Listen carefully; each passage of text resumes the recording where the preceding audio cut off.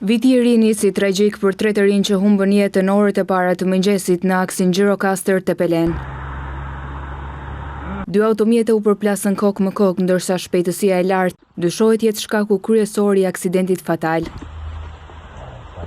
Në njërin prej mjeteve të përfshira në aksident, udhëtonin Klejdi Myftari, 24 vjeç, dhe Angelo Ruçi, 27 vjeç, të cilët humbën jetën menjëherë, ndërsa në mjetin tip Benz ku udhëtonin 2 të rinj të tjerë, pati vetëm një të mbijetuar. 25 vjeçari drejtuesi i makinës humbi jetën, ndërsa 19 vjeçari Arsida Demiri mbijetoi.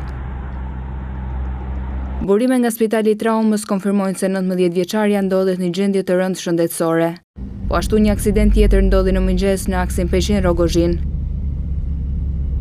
Sipas burimeve nga vendngjarja, 2 automjete janë përplasur mes tyre në fshatin Karin të Peshinit, ndërsa 3 persona u plagosën rënd. Të lënduarit janë transportuar me autoambulancë drejt spitalit për ndihmë mjekësore.